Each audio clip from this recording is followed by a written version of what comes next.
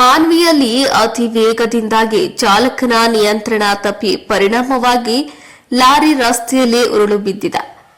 ಗುರುವಾರ ರಾತ್ರಿ ಸುಮಾರು 9 ಗಂಟೆಗೆ ಅಂಬೇಡ್ಕರ್ ಸರ್ಕಲ್ ಬಳಿ ಈ ಘಟನೆ ನಡೆದಿದೆ.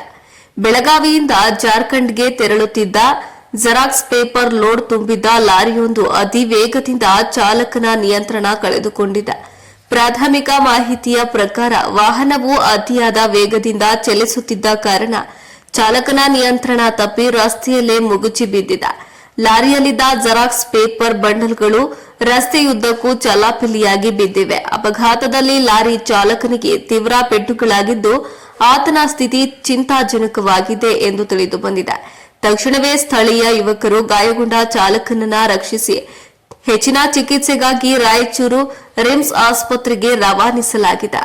ಬಹಳ ಟರ್ನಿಂಗ್ ಇರೋದ್ರಿಂದ ಇಂತಹ ಘಟನೆಗಳು ನಡೆಯುತ್ತವೆ. ಈ ಸ್ಥಳದಲ್ಲಿ ವರ್ಷಕ್ಕೆ 1-2 ಬಾರಿಯಾದರೂ ಈ ಅಪಘಾತ ಸಂಭವಿಸುತ್ತದೆ. ಅತಿ ವೇಗಕ್ಕೆ ಇದೇ ಮುಖ್ಯ ಕಾರಣ ಎಂದು ಹೇಳಲಾಗಿದೆ.